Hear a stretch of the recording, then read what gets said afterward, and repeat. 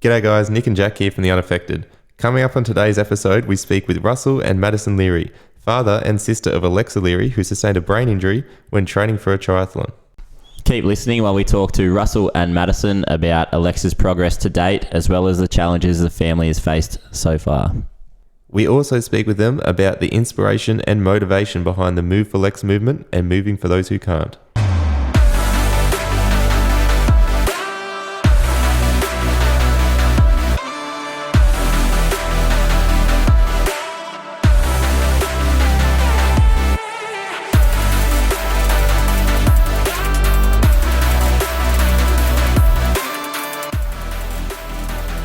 G'day guys, Jack and Nick from The Unaffected, where we bring to you the stories about how a loved one's disability or injury can impact those around them. We are brought to you by Australia's best boutique care agency, Care Match Australia. Jump online and check out their social media, Facebook and Instagram for all your caring needs. Alexa Leary is a young triathlete from Queensland's Sunshine Coast, and fitness has been a big part of the Learys' lives. Introduced to triathlons by Dad Russell, she won the Australian Championships in both 2019 and 2020 and has competed on the international stage. Alexa was training on the Sunshine Coast in July this year when travelling at over 60 kilometres an hour. She collided with another rider in the group and sustained devastating injuries, including a traumatic brain injury. Described as a dedicated, disciplined, positive energy, Lex for the past 3 months has been facing her biggest challenge yet, trying to overcome the lasting effects of her brain injury.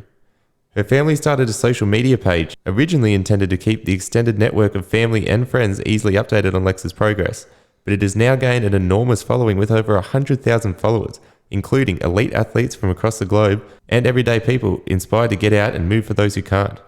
With us today, we have Alexa's father, Russell, and sister, Madison. So guys, thank you for coming in and having a chat with us. We know the family's got a lot going on at the moment, so really appreciate you coming in. Thank you. Thanks for having us. Good to be here. Yeah, pleasure.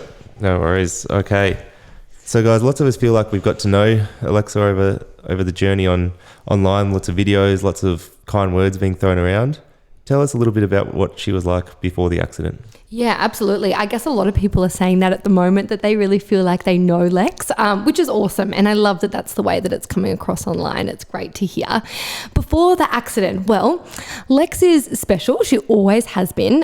Russ will probably go on to tell you that, you know, she's one of 7 kids and she is out there crazy. She's that kid that when she was younger, you would take her to a cafe and we were banned from cafes. She was ADHD, all over the place, full of energy. And then as she got a little bit older, Mum and Russ really tried to channel all that extra energy into, I guess, sport and triathlons and that sort of thing. But she's always been out there, bubbly, chatty, big personality, very competitive, bit stubborn. I guess that's how I describe Lex. What about you, Russ? Oh, a fraction like the nickname Binny and from Bin Laden, a total terrorist. Yeah. What were Lex's aspirations with triathlons? I think it was all over the place. And I think you'd probably agree with that, Russ, although she is so focused and such an incredible sports person. It has its highs and lows. You know, there was times where she was so dedicated and so into training and then she would pull back a little bit. She's often talked about wanting to be a podiatrist and then, you know, these other bits and pieces she wanted to do, but she would always come back to the triathlons, wouldn't she? Yeah, in the last 12 months, she really committed and focused. She said, I want to get to the Olympics, you know, I want to do the best. So it was the first year in pros and she was starting to get up there with it. It was a shame of the Australian titles in February. She had a fall on the way to the race and she was really prepped and that probably then put her downhill a bit, but she got to focus back up again. I mean, she's an amazing swimmer. So at the world titles in the age groups, she was the fastest female swimmer out of everybody in the world titles in the age group. So that probably should have been what she should have headed for, but she didn't want that. She wanted triathlons. And she'd won the Australian titles the last 2 years in a row? Yeah, that was the Olympic distance, which she won at Mooloolaba. Yep. Great athlete. Yeah. And she actually won 4 Australian schools gold medals in swimming. So that was quite an amazing feat too. What about Switzerland, Russ? You know, and the second in the world titles, which was amazing, especially on Father's Day to be there. Yeah, right.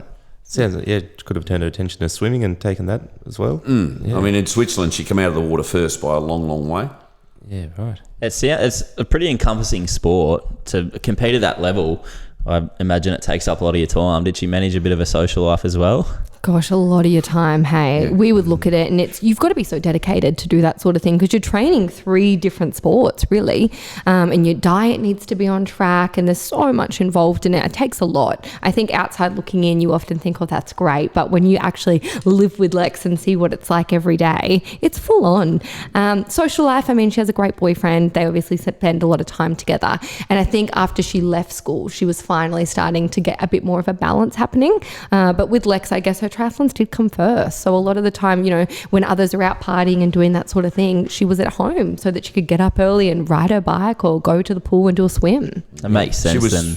She was full time. Yeah. So she worked 2 nights a week at F45, but the rest was morning and night training.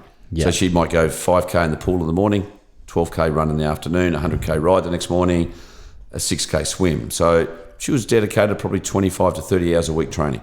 It makes sense then that some of the most common words are disciplined and dedicated when looking at people describing Lex online. Absolutely she is.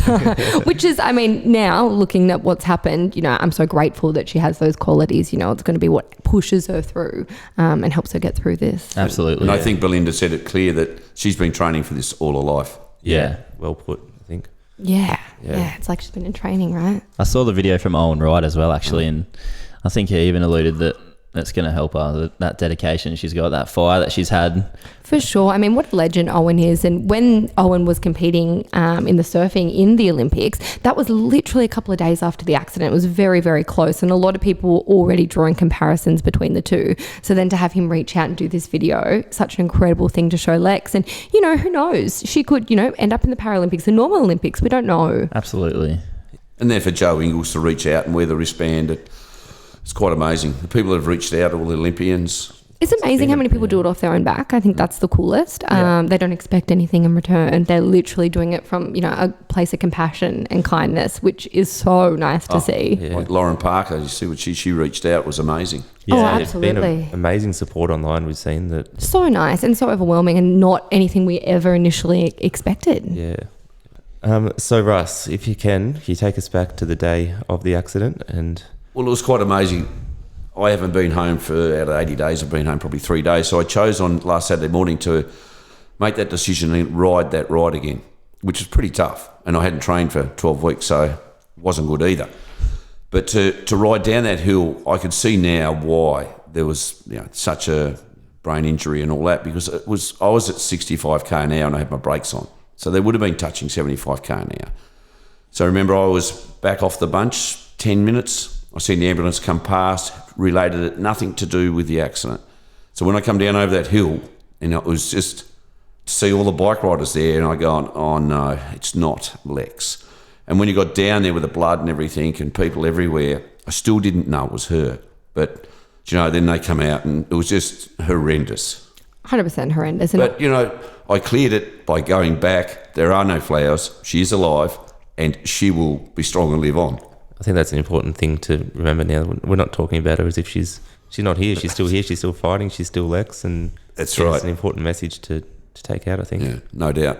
I think for people who don't know as well, like this is a normal ride for Lex to do. This isn't a one-off that she did, you know, one day.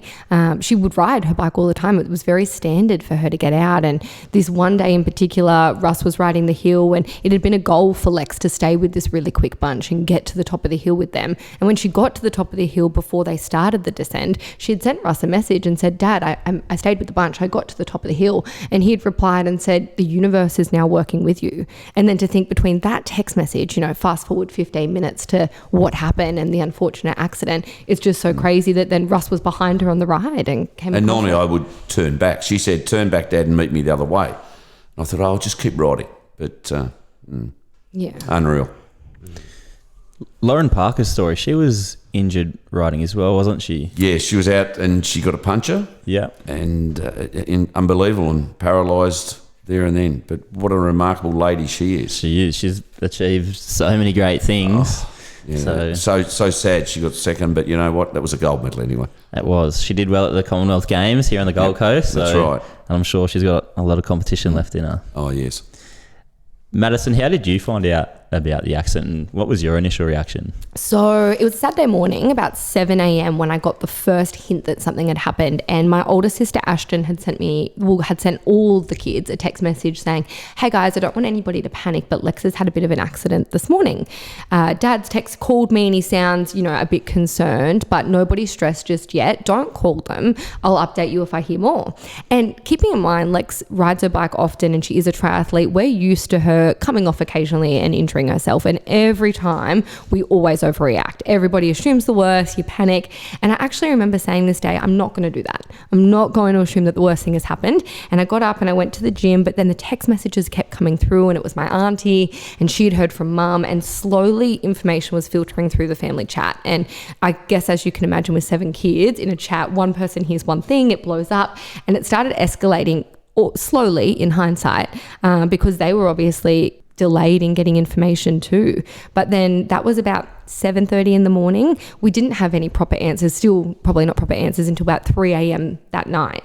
And I just remember I sat in the same spot, and the worst phone call I got was from my sister Ashton, and she was bawling her eyes out down the phone, and I was assuming the worst at this point. And I was stood up and I took the phone call and I said, what is it? And she was saying to me, it's her brain, and she could barely get the words out. And at the same time, mum was calling, and I said, I've got to go, I could talk to mum. And I just thought, mum is always so rational, and she'll be a better person for me to get some information off. And I hung up on Ash and I took the phone call from mum, and mum said they think it's her brain. And at that point we haven't even considered that. We're going broken bones, cool, we'll deal with it, no dramas. We never thought that it was actually going to be a brain injury. And as soon as that information started filtering through, everybody was starting to get really, really worried. I imagine this would have been disbelief at the start. Is it? That's right. As we headed to the Sunshine Coast Hospital with emergency, the last thing we had in our thoughts were brain injury. But then, to be taken to that dark room and told, she will be a vegetable, and if she's lucky to make it to Brisbane. So, and that's what they told Russ as well. Vegetable in a nice, doctor's terms, but virtually said her quality of life is gone. She's seriously brain injured. And that's if she makes it to Brisbane Hospital. That was the other tough thing to hear as well, and then knowing mum and Russ can't go in the helicopter to the Brisbane Hospital and she has to go alone and they have to drive, that drive for us to the hospital. Not a lot of conversation. All I did say, though, our lives have changed forever. Yeah. Mum told me that Russ looked at her at one point and said, our lives have changed forever. We've got 7 kids. The worst thing that we could do is come unstuck. We have to be a family unit. We have to be united in this. Such a brave thing to do at that time. Right. And then I think apart from that, a lot of silence, hey? Yeah. I can imagine Nick's friend came on the podcast a few weeks ago, and they had to drive from Albury back to Newcastle following Nick's accident. And he said the same thing. It was almost silence the whole way. Not a lot to be said. Crazy, right? Not to draw comparisons as well, he also said when Nick got taken away by the ambulance, they were all thinking, he's had a concussion, he'll be right, tomorrow he's going to be fine. And it's just, mine just doesn't go there. No, I suppose you can't comprehend. You don't want to as well. No. You don't want to, no. And you think, broken bones, cool. We know how to deal with that. Broken arm, broken leg. At one point we thought broken pelvis, and we were even like, oh God, okay, no worries, we can still deal with that. Yeah. You said, other times you might have overreacted and you thought, no, stay calm. But I tried to, and then I was like, God, this is the worst of the worst. Yeah. And you never think you watch the stories on TV, but you never think it's our family. Yeah, 100%. As you would in your family. Yeah, absolutely. Yeah. What was the prognosis in the first couple of days? After the first day, I know you said the doctors kind of said to expect Lex to be a vegetable. Yeah. When did that start evolving? It was 4 o'clock in the morning when the doctors rang and said, we remove the scalp now or she will pass. So we give the consent to remove the scalp. So then the next day they pulled us aside. I remember it was probably 10:30 that next morning. And they said, she has severe brain injuries. Don't expect her to walk or talk again and have any real quality of life. And that was still if she makes it. If she makes it. And, that was, in the next 7 days that we went through that a couple of times. And you got to remember at this time as well, it was peak COVID. And so nobody's getting into the ICU unit. You walk through Royal Brisbane now, it feels like a very different place than what it did when we first walked through, because I kid you not, you're seeing doctors and nurses in there, and that is it. And the fact that we were getting 2 people for exemptions a day, what we know now is that they were convinced she wasn't going to make it. And they were going, okay, well, we'll let this family in to come and see Lex because it could be the last time. And what else I think came about was it was always, 2, 3, 4 o'clock in the morning that these awful phone calls would come. Nothing during business hours to do these operations on Lex because, she's up to 7 operations on her brain. And where was the family staying at that stage? Well, we just said get a couple of nights opposite the hospital. I'm thinking I'll bring her home. I booked them for 4 nights originally. 4 nights on the first day. And 81 days later, we're still there. But we changed. We stayed there right opposite the hospital because we had to be close in case anything happened very quickly. And after that, when she became more stable, we just went further down the road and got a proper unit, which we know will be there for the next probably 6 months. Who knows? So big family, seven siblings. What has the impact on the family been like? I think different for everybody, and I think everybody copes really differently as well. Like I think my older sister Ashton, initially her coping mechanism was I'm just going to pour my heart and soul into work. And she tried to take a lot of stress off for us, and that's what she wanted to do. Then you probably look at what I did, and I think I never have used social media as an outlet at all. But all of a sudden I found myself sharing photos of Lex and videos of Lex, and that was my coping mechanism because it was like, this is how I'm going to remember you and this is what you'll be like again one day.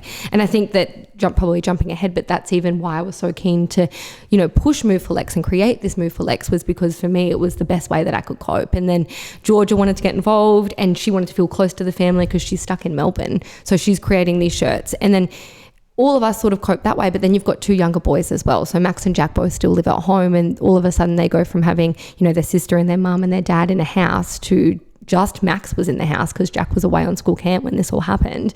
It's really tough, and I think it's hard to really know how it's affecting them now. They do a great job and they're so good with Lex. Like they go sit with her, they're so patient, and I couldn't be more proud of them. But I think it's got to hurt and it's got to be hard. You think your last few years at school and then all of a sudden that's all turned upside down and nothing's normal anymore. And that there's no end date for this to be normal ever again. Yeah. It's tough. And have the siblings pulled together? Oh, for sure. In the biggest way. Like I think that, and that's what Ashton says as well. She's one to go rally the troops is what she says. Like, something goes bad, she'll rally everybody. And bless her, she does. So yeah, absolutely. Like I would say that we're a close family anyway, but how can you go through something like this and not draw strength from each other? And Mum and Russ lead from the top with such, positivity and strength.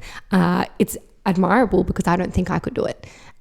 It's a real credit to both of them that they keep it together because I'll never forget the day where the phone, we were still on edge when the phone would ring and I would have to leave the room. I'd have to wait to get third-party information off them because I couldn't stand hearing it from the doctors and nurses. So constantly being on the front line of signing off on Lex's life, taking the phone calls from the surgeon. I mean, I don't know how you go through something like that. It's a tough gig. I suppose when you talk about the siblings, hardest was the day that we actually left. Max was in his room. We're all shattered and crying, and he locked himself in his room. But it was quite amazing the next day when Joe Ingles, he'd read about the accident, and his good mate with Matt Rogers, who I know very well, he rings Matt and says, do you know this family? And Matt said, yes. And he just stood by Max all through the Olympics. Quite amazing. So that was, I think, Max's God on the way through that got him through that real hard 2 weeks. Oh, 100%. Like Max and Jack both love basketball and they love sport and they're so involved in sport. So to have somebody like Joe reach out to them, especially Max, he was so stoked. And it was like this happy thing that he could focus on and he'd be like, Joe sent me a message. It was something good, I think, that he could look at and be happy about that wasn't Lex. He did say to me, he said, did you set this up, Dad? Which I didn't, which is, to Joe Ingles' credit. And Joe even contacts us today. He sent me an email yesterday still asking how the family is. Amazing. That's awesome. It's amazing. But that's something he always mentions with the Aussie spirit of everyone getting around each other. I think he's over in America still, isn't he? Yeah. And to be able to reach out to the family like that is one amazing human being. Yeah. Yeah, and remember the day that he had gone online all by himself and ordered a bunch of the Lex merch, and Georgia screenshotted it and sent it through to the chat, and Max was like, oh my gosh. I think with the siblings pulling together as well, it's so easy as you get older and your life becomes busy. And as you said, you always think, never our family, it's not going to happen to us. So it's easy to always assume there's going to be another time to reach out to your siblings and give them a hug and stuff. So when this stuff happens, it's a real shock to the system, and sometimes it's that puts everything into Call you need. perspective real quick. yeah. I mean, we live life on edge anyway as a family. Well, So you definitely do. jumping off the roof, I've got to calm down a bit. But you know, we do see life differently now, and you know, our whole family has bonded together, and that's why we'll get through it. And plus the support of every other person. You know, the Move for Lex, everybody. You know, the things that we've done. I could set up a florist. I could set up a corner store. A gym shop. People love seeing gym clothes. Gym equipment. It's just unbelievable. It's just, you know, we can't thank people enough. It's awesome. Look, these days, I think social media gets a bit of a negative rap sometimes with the ways that some people choose to use it, but then you see something like this and the amount of how a massive people can be pulled together to provide support to each other. It's so nice. And, you know, when we first created the page Move for Lex, I remember thinking, cool, we'll probably have max 500 people who follow it. It'll be like close friends and family, and a great way for Russ to not have to be on the phone all the time updating people. Perfect. And then it was doing that thing where it flashes by the hundreds going up. And I just remember thinking, what? Like, what? I remember looking at it being like, what is happening? Like, we didn't post it anywhere. We didn't do anything. And then as soon as it was, you know, on a current affair and this and that, and these big pages with massive following started sharing it all off their own bat. They wanted to. They would write the most beautiful things. And it just grew so quickly. I think we're at 117,000 now, which is massive. That's amazing. Yeah. Massive. So the page has been a great support.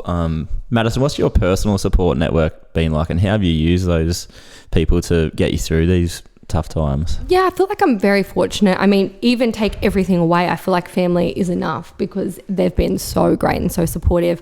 I have a great partner as well who, I mean, how do you really support somebody who goes through something like this? It's tough, and I, you know, feel for him sometimes being on the other side of it because it is roller coaster. I have great friends as well, which is awesome. I have excellent staff who work for me who, you know, especially in the early days, just alleviated any stress that they possibly could to make our lives easier, and I'm so grateful for that. So I feel like I've been very lucky. The gyms that have got behind it, you know, people offering free memberships because it's great for mental, you know, your mentals to get in there and, you know, get moving. And that's what it's all about, like the kindness that comes behind it. But then I think my biggest thing that helps is I love being on the Move for Lex page and reading what everybody sends in. My favorite was even in the early days when people would send in their favorite Lex memories. And I would spend hours just opening these messages, and people would say the first time they met her or how they remember her or the smallest interaction they may have had. And I know that almost sounds weird that was helpful for me, but I swear it's what got me through those first couple of days and weeks. And yeah, I feel really grateful for the people who have been there. Working with a lot of people who've had spinal injuries and traumatic injuries, the common theme that they all say is the difference, a big deciding factor in a good outcome and a bad outcome, personally and mentally, is the support network you have. It really makes or breaks the situation. It's not going to make the physical side that much easier, but how you deal with it, it's pivotal. Helps so much. Hey? The love and support, there's no doubt about that. Oh, honestly, and I'm just so grateful for the people who, you know, do that for the girls in Melbourne or do that for, you know, the boys. Mum's off kitchen duties altogether at the moment. There's like this rotation in Noosa of people delivering food, and the boys love it because they never loved Mum's cooking anyway. Sorry, Mum, if you're listening. We can edit that out. F45 have a food train running, you know. It's just unbelievable. And the best is that you can really tell when it genuinely comes from people just wanting to do the right thing. You know, there's no motive, there's no nothing. It's just people with big hearts. And it makes you want to go out there and you think, God, I've got to go out there and, you know, give back and, you know, pay it forward. Yeah. And a lot of people have said this to us, that all the good karma you're getting is because of like the lifetime of what you've put back into people. And the messages that come through the Move for Lex page, he doesn't even get to see half of them, but they're people saying, you know, he did this for me, or this happened to him, like this happened to me and he helped me through it. And that's why I feel, you know, what you put out is what you get back. Yeah. That's what I've taught you. Yeah, definitely. I think it's such an underrated thing, just being a good person these days. It's just like people, if you're a good person, other people, and hope it obviously never gets to this stage, but that people want to help you when something bad happens in your life. It's such an understated thing that everyone out there should just go out of your way a little bit to help the person next to you, and it'll come back around. Bit of compassion, bit of kindness. And that's one thing, even with the shirts that Russ is wearing at the moment, on the back of them, Lex's slogan, like her Instagram bio, was be kind always. And so that's something that we've really ran with through everything that we've been doing, because I mean, it's so true. It's great. Simple, but effective message. Right. Yeah. It is so easy too. It doesn't have to be like a big grand gesture. Just like smiling at a stranger as you walk past them. You get weird looks sometimes. But People have learnt to take too much. Everyone wants to take for themselves instead of giving out. And I've always taught these guys, go and do something special, a special deed, but don't say tell nothing to them. anyone. Don't tell anyone. Absolutely. Don't even post it everywhere, brag about it. Just go do it. That's it. Absolutely. Yeah. So, Russell, being the father of the family, you're often looked at to try to be, the rock of the family. Have you felt like you've had to put on a brave face, or have you had your support system something you can open up to? Just look, having the family hold together has been the best thing. Like, imagine if one of two of them fell over and then we've got to try and pick them up. Yeah. Them being solid and strong, because remember, we've got business resorts and the daughters run them, so they've been amazing at what they've done there. So that's taken the pressure off me there. A few Coronas a night, that takes the pressure off also. Having Belinda strong and solid and to watch her, and we support each other in a big way. So there's times deep down it kills me and still does, but you got to be strong, because if I fall, everyone crumbles. And, and I watch that Instagram page and people and what they say, and it sort of just gives that warm, fuzzy feeling that you've got to keep going here. Yeah. And Lexa feels it. There's no doubt about that. Yeah.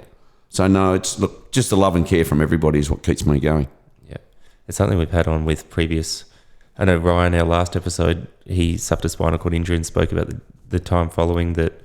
It's just a team effort. If one person can't hold everyone together, and like you said, if other chips fall down, it's too much to try to pick up them at the same time. You're trying to support the person going through it. Yeah. A real team effort, and it seems like with you guys, that's definitely the case. As well as everyone following the page, getting around you, sending messages, people reaching out, a real team effort, and that's why Alexa's felt it, like you said, and able to get through it all, and you guys have been able to stay strong. So the essence of this podcast is how a loved one or someone that you care about's disability or accident affects the people around them. What has been the hardest part about Alexa's accident for you both? I think there's been a lot of things, obviously, that were hard. You constantly reflect on what it was like beforehand, I think, is a big thing. And you think, oh gosh, like you try not to sweat the small stuff, and it changes, I think, your perspective on everything moving forward about, not to take things for granted and not to get angry about things that don't matter. They're not, it's not a real issue that we're dealing with. I think back to the night before the accident, I remember, now I always think about that night. We went out for dinner. I remember sitting there, and now I think about it and I thought, wow, that's the last time that I really didn't have a problem in my life, and it's only really now when something bad happens that you get that clarity. So I think also the other thing that I really feel for is I do feel for the younger boys. I feel sad for them, and it's tough because I remember what I was like at that age, and to have everything change when you're so young, I think is really tough. I'm worried about what it's going to be like going forward. There's so many things that you think about, but then I try to remind myself, we've got to stay present, and you've got to take one day at a time. And this great surgeon in the Brisbane hospital, his name was George, and he was amazing. And I remember he said to me, there's going to be ups and downs, and it's going to be like a roller coaster, but you can't get too far ahead of yourself. And you can't let a bad day, change your perspective. You need to just be in the moment and be grateful for what's there, like right now. And I think about it all the time, the way he said it to me. And I'm like, that is so true. We're grateful that we've got Lex. We've got this far. She's doing awesome at the moment. We're a united family front. There's a lot to be thankful for at the minute. Our house was like a revolving door for children, because it's right in the middle of Noosa there. And, to go home and it's quiet, there's no one around, it's quite crazy. So we want Lex back and get the revolving door moving again. You might be closing the door. So you'll have a few visitors. Yes, I think so. She's got a long line of people wanting to come see her, that's for sure. I'll bet. Something you touched on then is the change of perspective that your family now has, and it's something that's come up every episode we've done is, the people that have been through traumatic experiences, and every one of them has said, I realize all those little things I used to worry about just don't matter anymore. And I really hope it's something that people listening to this can really take away is, don't wait for something, hopefully it never happens, but don't wait for something traumatic to happen in your life to make it click and go, all that other shit doesn't matter. Absolutely. I'm hoping people just, Slow down, appreciate the little things, stop worrying about those things that just do not matter, and just enjoy your life a bit more. 100%. It's only a bad day, not a bad life. Exactly. I think you've always been good at that though, Russ. Like Russ has always lived his life like that. He used to say to us, don't die with a dance left in you, and he'd have 27 different sayings that pretty much meant that.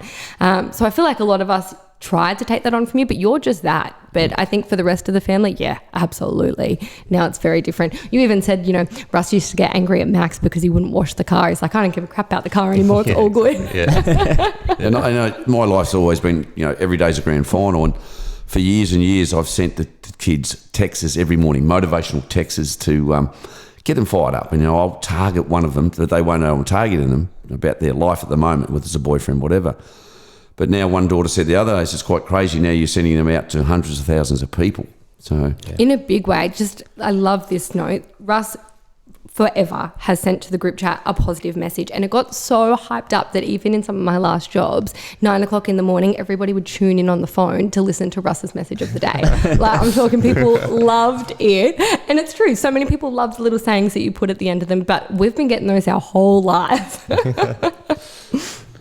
So obviously it's such a difficult time. It's obvious. What tools have you both used to stay strong and so positive?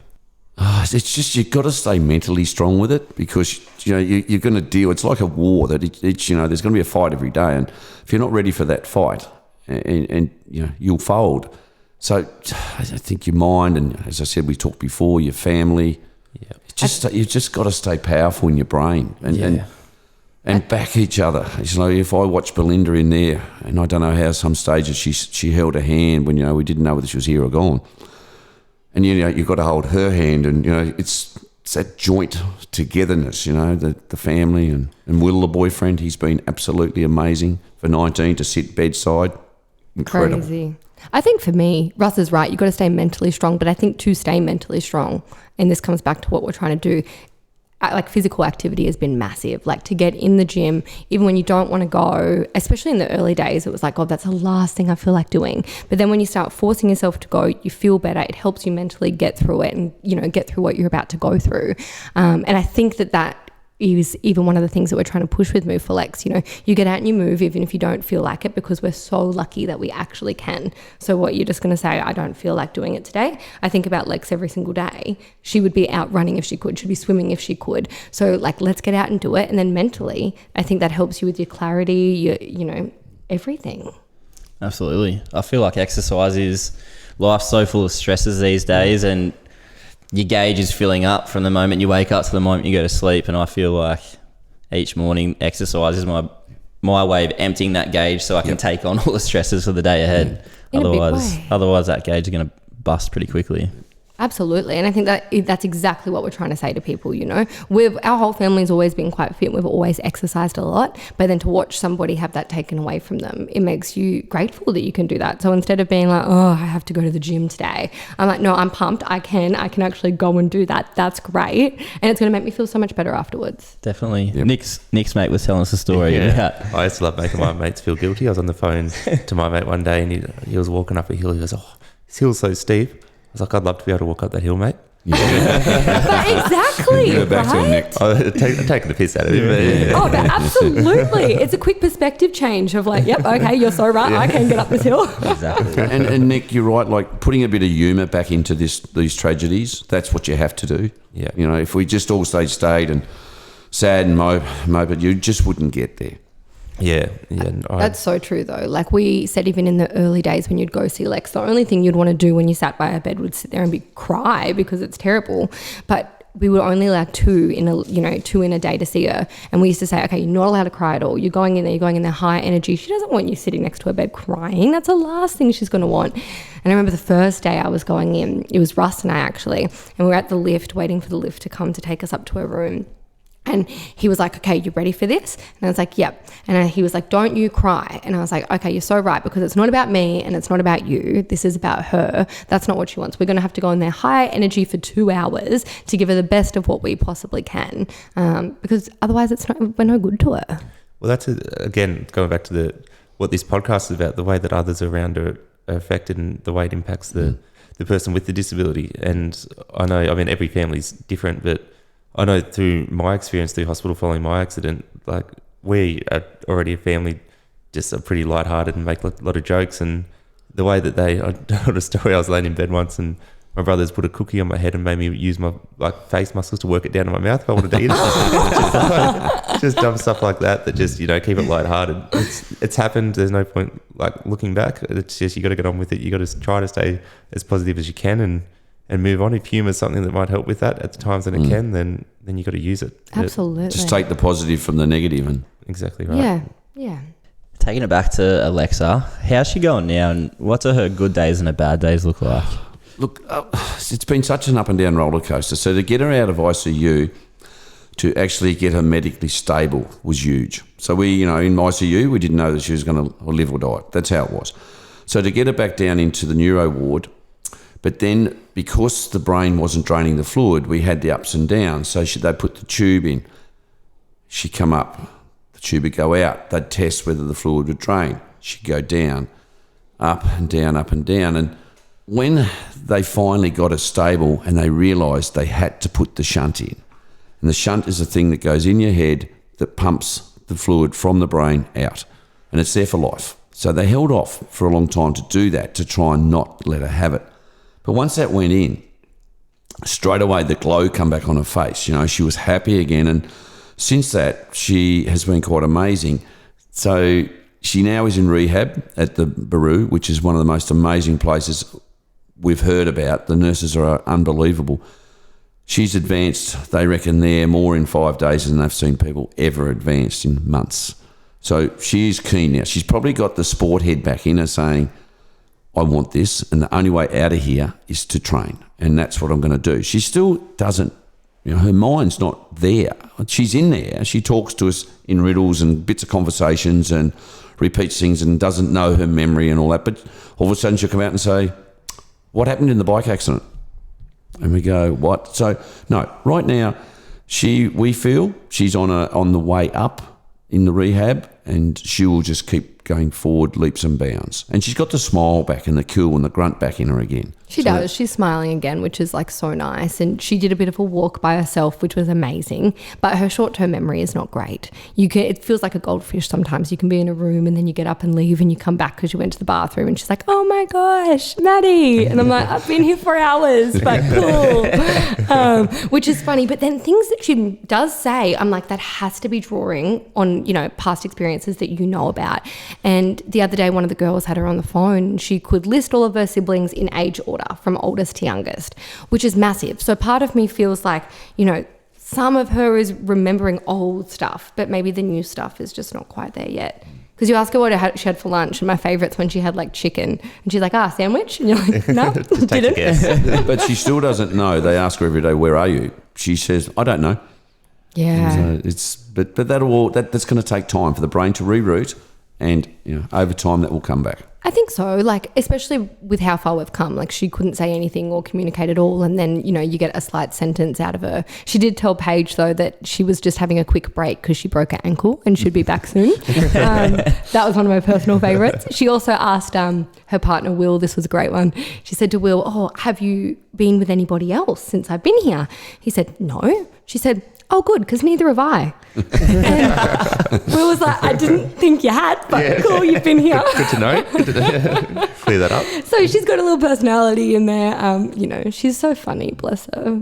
Something I found so amazing, I saw on the Instagram page, was I think she was at a time when she still couldn't speak that much, but with the music she could sing along. Yeah. That was just nuts. That was unbelievable. Amazing. That was a real big breaking point, I think, for us, because part of her was remembering the lyrics to these songs. And the songs that we were playing were songs that she'd been obsessed with and, listened to a lot. But listen to it once and then she would know the words. She would barely stuff it up, which was so great because we were like, part of her brain must be remembering. Something in there that's, firing. Yeah, I do admit I've listened to The Climb a few times that night. You and me both. And that dumbfounded the doctors also. She couldn't speak to us, but she could sing. Yeah. Wild, hey. So brain's just nuts. There's so much Right. unknown. And that's the thing. There is so much unknown. That's exactly right. There's, when I didn't know anything about brains, you think, okay, well, the doctors know and there's this and there's that. But when you really get in there, they can't tell you anything. Lex could have the exact same accident as the person next to her, and that other person could get up and walk and tell you everything, or they might pass away. They have no understanding of why the same thing can happen to person A and person B, and they can end up totally different. The video of her, was it today? Her walking the short distance on her own? Yes. That looks so good. So the physio is good. stoked about that this early on in the... I know it Amazed. seemed like a lifetime for you guys, but in the scheme of things, like... In the that's scheme so of things, good. absolutely. That video... But that's there because being now 5 days at Baru, that just shows how quickly she's advanced there. Because that's the other thing, and that's one thing that we're really trying to push with Move for Lex and why we do want to raise money for the hospital. The physios come around the hospital and you're lucky if you get, 20, 30 minutes. Whereas in Baru, she's getting hours a day of rehab. So it would have been awesome to start that sooner, but they just can't because they just don't have the resources. As well now with the pressure in her brain being consistently low and not having any of those spikes, hopefully that's given things time to start the healing and... Yes. Stop yo-yoing so much, you think that we were on a good wicket and then it'd be 2 steps forward and 10 back, so it's nice to feel like, okay, that feels like some of that's coming to an end and hopefully we can just move along in the right direction. So when you see these little wins from Lex, I mean, obviously it'd make you incredibly proud and happy, but what does it do for the family and do for you guys? Would you want me to start crying? Or? Seriously, it's like in the early days, I would sit at the bottom of the bed because I just couldn't look. And, I'd be there and I'd pinch her right leg that hard, thinking, please say ouch.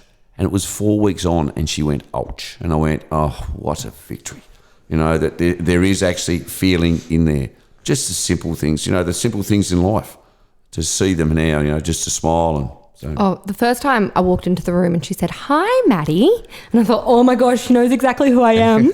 Like that was massive. And I just thought, okay, well, great. If she knows who I am, we can, we can deal with anything else. All good. Yeah. But the family group chat runs hot. We have this chat and any good news anybody gets or anytime somebody FaceTimes her and they get an update, it goes straight in there. So I feel like we update each other as much as possible. But the other thing I think as well for people looking on is a lot of time the Instagram account is her highlight reel. So a lot of the times, you see all her good achievements, but we don't necessarily, show all the backward steps that we go through as well. And that it'd help you through the tough times as well, wouldn't it? 100%. And it's like if she's done it once, she can do it again. I think that was a big thing when the right side of the body wasn't moving at all. And we had the fear that it would never move again. And then it did start moving, but we went 10 steps backwards with the brain swelling and it stopped moving. And I think all of us just thought, okay, well, it's done it before. So once we sort it out, surely it's going to do it again. And little things like that would definitely help. And obviously you have an end goal where you want to get to and you want to try to get as good as possible, but just to take that time along the way, just to celebrate those little wins is important. Unbelievable. For sure. I think we get, and I've said this before, but I feel like you get so greedy. Like I remember at the start, it was if she just lives, all good. And then it was if she just wakes up, all good. And if she's just not a vegetable, all good. And I feel like we've done these things constantly. And now we're at the point of if she can just walk and talk and remember us and do it, then all good. But it reminds you, there was a point where the only thing we cared about was if you just live. So I think that really makes you sort of reflect on how far you've come and how many boxes we actually have ticked. And Absolutely. From what you've said, from the sound of Lex, the background she's had in the fighter and the trainer and the athlete that she is, that would be within her as well. Just she'll keep pushing to the next thing, Don't be satisfied with where she is. Oh, and then that's what the doctor said because, if she wasn't young and fit, she would not be here. They still can't work out how she survived from the accident side to the ambulance. She went on life support from the ambulance for 11 days. That was a miracle that day when they actually pulled the tube out and the person next door to her had the tube pulled out at the same time and Alexa was probably not meant to live and the guy next door died. It's just, it's quite blunt and brutal in there. It is, isn't it? Like ICU is a place I pray I never have to go back into. I'd never really been in one before and you walk through there and you just think, gosh, what happened to all of you to end up here? Like people are just in the worst ways. You got people covered in burns and, all these bad things happening. But then the other thing that happened to us as well is all her neighbours, I guess, the people next to her, they're all leaving and they're being moved on to wards. And at one stage it felt like we were never leaving. It just felt like we're here forever and we're never progressing. And it was just so nice when the day finally came and, we were moving. Yeah, it's not a nice place to be, is it? No, oh my gosh, no, you wouldn't wish it upon anybody. How does Alexa comprehend all the little wins along the way? Does she understand the significance of them? Does she get emotional about them? I don't know if she understands the significance of them, but I feel like when we're there, it's like cheer squad on. There's a couple of videos where she, she's up and walking and there's all these people going, go Lex, go Lex. And she even starts saying, yeah, go Lex, like go me. And it's like, okay, well, do you realize how cool this is? And I think that her and Russ have a really special relationship in, he'll really try egg her on to, move that hand or do this. And when she does, you can see that she's pumped with herself. So I feel like part of her must recognize it's a good thing. And I feel like she keeps saying to us, I can now move this side and I can move this leg so I can go home. So something in that brain of hers must be thinking, if I can move both my hands and I can move my legs, that's sort of the ticket to me getting out of here. So she's got to, sort of realise. So touch on a little bit about the Move for Lex page and the movement of moving for those who can't. It seems to be such a positive thing to come out of such a negative situation. Has that momentum surprised you, and what are the plans moving forward with it? Or in the biggest way, it surprised us for sure. I mean, like I said initially, it was just so people would sort of not really message Russ. We could update everybody in one place. And the idea, one of my girlfriends actually messaged me and said, you and I have been saying every day since the accident, I'm going to go to the gym because Lex can't. And I'm going to do this because Lex can't. She's like, what if we put that online and we start hashtagging Move for Lex, and it will just encourage people. It was like a long weekend. She was like, we'll just encourage people over the long weekend to get out and move. I was like, yeah, that is so true. And, that's what we've been doing as a friendship group and as a family. So why not put it out there? But none of us ever expected that so many people would jump on board and get involved. And it just started, rolling. People just started doing it. And then we thought, well, that's great. And very early on, we identified that, what happened to Lex is terrible, but bad things happen to a lot of people, and there's a lot of people who get their movement taken away from them. So we should celebrate the fact that we can do that. We should be grateful for the fact that we can, and it should be something that we're proud of, that we can actually go out and do it. So I think that's a lot of where Move for Lex came from.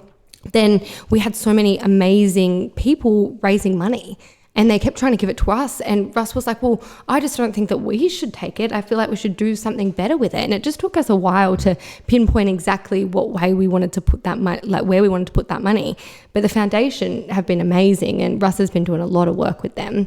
And probably because I'd sat in that hospital bed, hospital for 70 odd days. So I see what's missing. I see what they need. There's not enough equipment. There's not enough wheelchairs.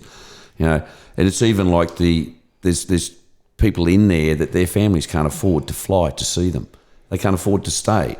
So imagine how are they going to repair themselves with no love and support. So this Move for Lex now, that money is going to be called We See You. That'll help them fly the people out, see their children, see their loved ones. There's accommodation. There's so many costs that are involved in it, and you just can't even comprehend. Like, how does a mum and dad who go to work full time and don't live anywhere near the hospital possibly support somebody who goes through something like this? Like, what resources do they get? What's available for them? And the reality is there's not a lot. And that's where it's amazing. These people who have put together this I See You, We See You plan, which will actually mean that when this unfortunately does happen to another family and they're in this situation, there's a support there for them. It will alleviate some of the stress, because you're already under such emotional stress. The last thing you want is, financial stress and everything else that comes with it. So if this can help one other family, then amazing. And it's also like when they came to me first about it, they're quite amazed at Move for Lex. And I said, look, I love to donate, but sometimes you think, is it all the administration costs and all that? So with the money to the hospital, there are no administration costs. The clear money that goes in is spent exactly on the people and the equipment that's needed. So we know that there's 110,000, 20,000 being raised already. It's quite crazy.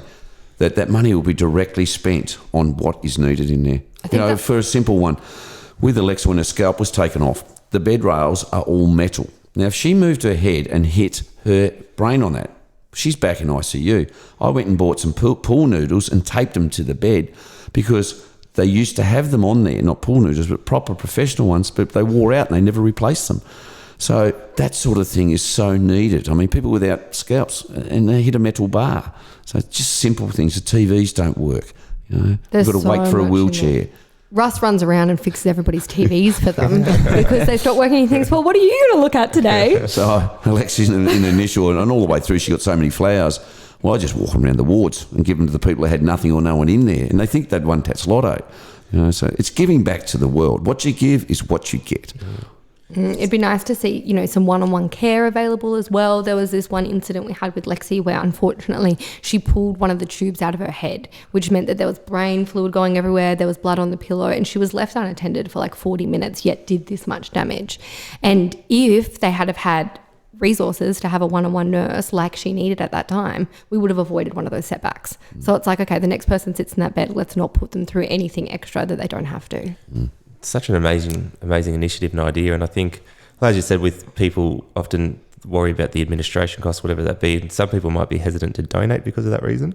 So they think, I'm not going to donate, it's going to go to the administrators and all that. But knowing that, I guess to encourage people to get out there and donate as much as you can. You know where it's going, you know how needed it is. That was a really important thing, I think, to Russ, was that we just don't want to have anything like that. We don't want to tell people to put their money somewhere and it's not going to end up where you say it's going to.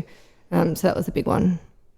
And it's something that, you probably would never have even considered had you not unfortunately ended up in this situation.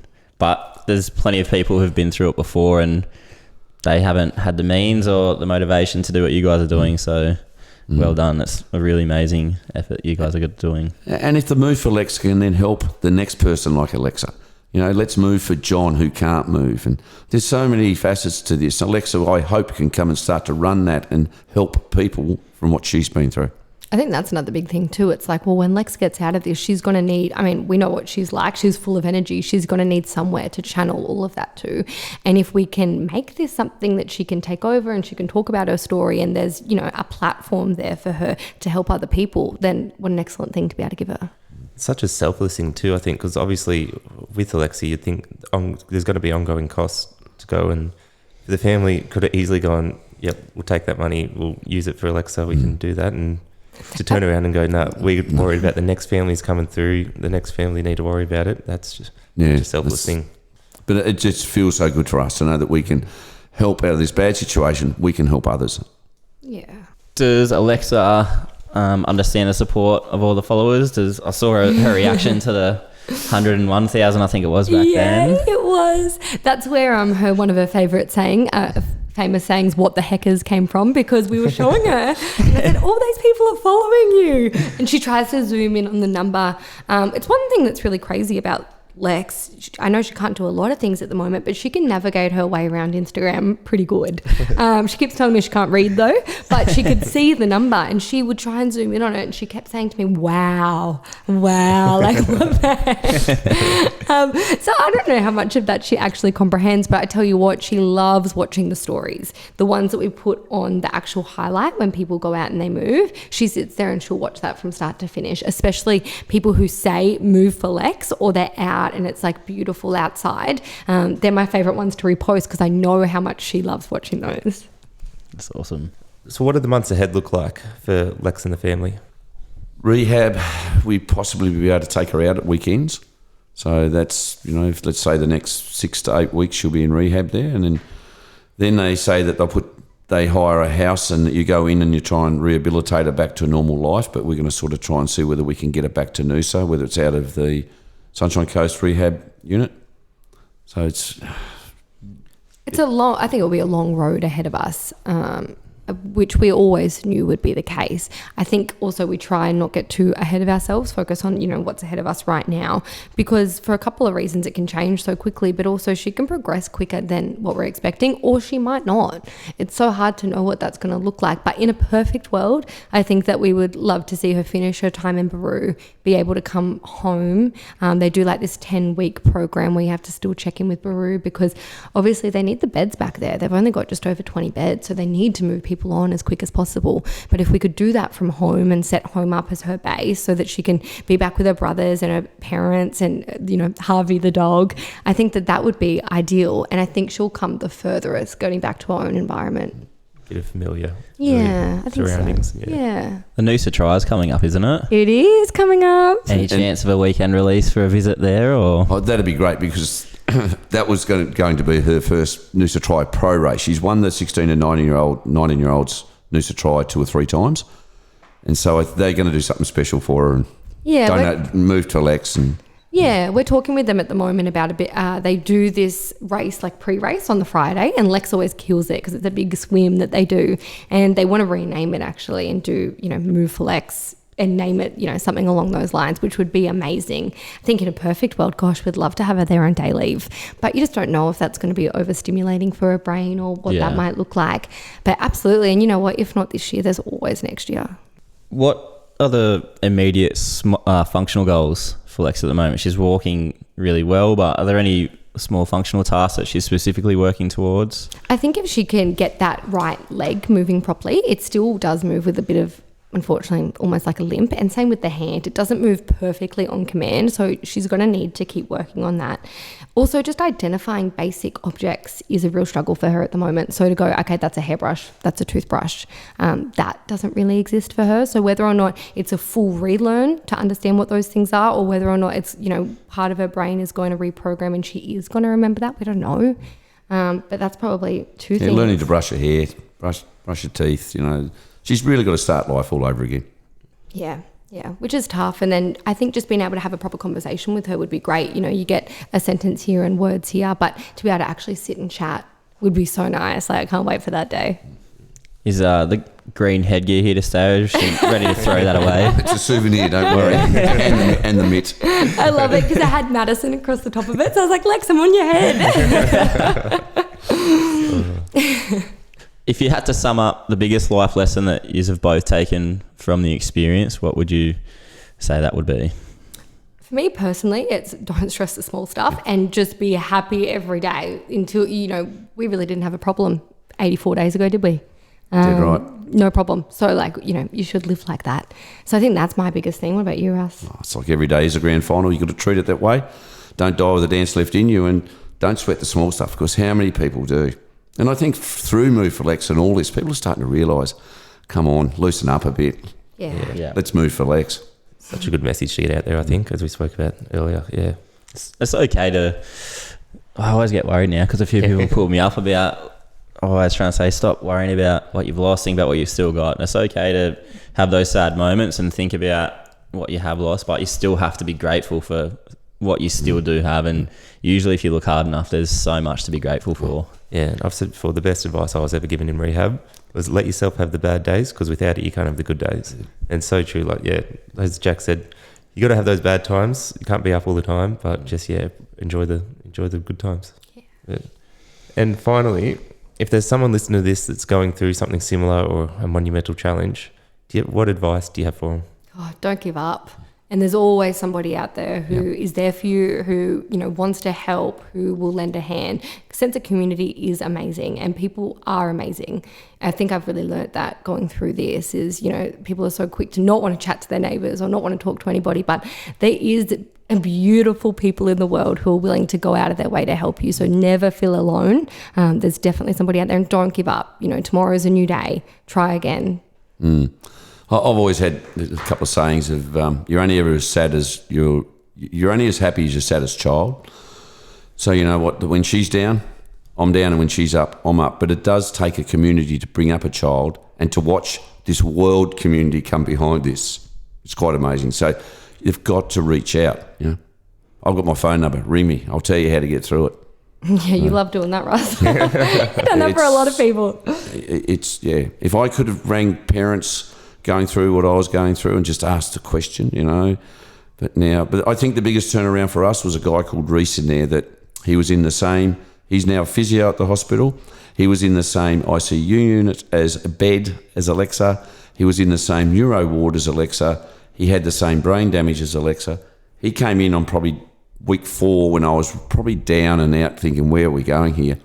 And he gave us all this faith because he was the same. His right arm never moved for 6 months.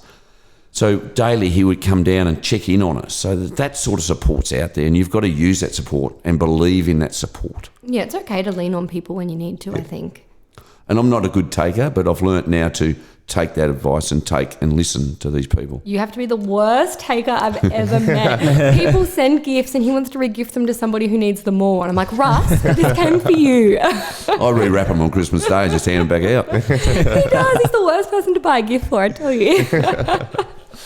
Oh, awesome. Well, guys, thank you so much for coming in. We know, as I said, the family's got so much going on, but we appreciate you taking the time to come in and help spread the message and help educate people out there and give an update on Lex. And thanks so much for giving us the time. And Nick, you're an inspiration to this world yourself. What you've done, amazing. Thank you very much. Absolutely. Thank you so much for having us. And Jack, thank you very look much. like a rock star. You're okay too, Jack. Awesome. Thanks All right. very much, guys. Thank you. Thank you, guys. And our next guest on the podcast is Tegan McKinnon, wife of former NRL player Alex McKinnon. Alex sustained a spinal cord injury in a dangerous tackle while playing for the Newcastle Knights in 2014, resulting in him now being classed as a C5 quadriplegic with complete paralysis from the chest down and partial paralysis in his arms. Tegan is coming on to share the incredible journey the two have been on, including the early days following such a high-profile injury, becoming parents of 3 beautiful children, and we explore the ways in which she has stayed so strong during the hard times. So look forward to listening to that. As always, guys, Beyond Blue have given us the green light to offer their support. If any of our podcasts, including today's, bring up any negative emotions and you feel like you may need some support, please contact Beyond Blue on 1300 224 636 or go online to beyondblue.org.au and navigate their website to the online chat. Check on each other and remember, it ain't weak to speak. Such an important message. And also, guys, check out our social media pages. We have our Instagram, the unaffected_podcast. You can find links on there to all our other socials, including where to listen on Apple Podcasts, on Spotify, our YouTube, TikTok. You can also check out our Facebook page. Just search the Unaffected Podcast, or if you need to reach out by email, it is theunaffectedpod@gmail.com. So reach out, let us know if you think there's anyone we should have on here, any questions for any past or upcoming guests, and just help us spread our message out there. Thanks, guys.